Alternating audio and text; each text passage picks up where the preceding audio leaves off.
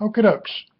I'm going to walk through an example and show you how to use supply and demand in the 7 steps we developed to analyze the impact on the price of butter if the price of raw milk increases.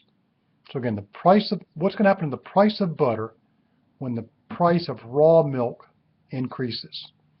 So the first thing we've got to do is draw a supply and demand for the good that we're trying to study. I want to know what happens to the price of butter, so I'm going to draw a graph that has on it, yeah, perfect. I'm going to measure the price of butter up here and the quantity of butter on the horizontal axis. So the good I'm talking about is the price. The good I'm analyzing is butter, price of butter vertical axis, quantity of butter on the horizontal axis.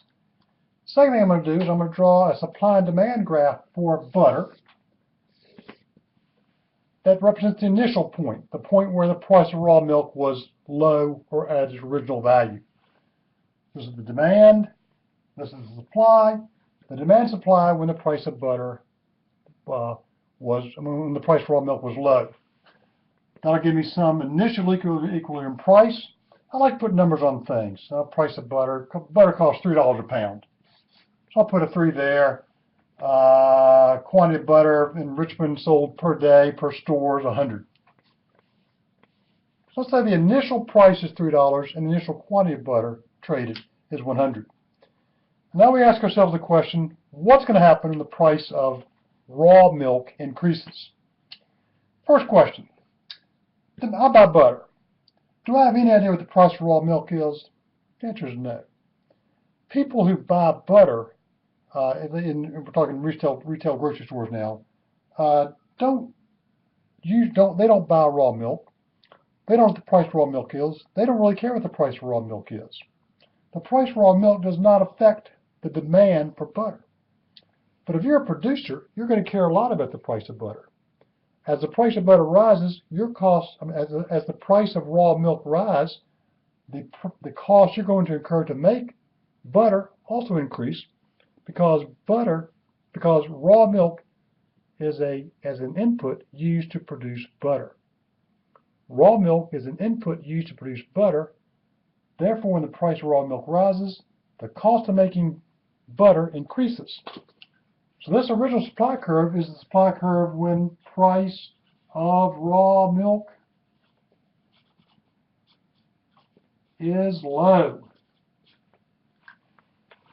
And when the price of butter rises, the quantity producers want to sell when the price of butter is 3 is going to be less than before.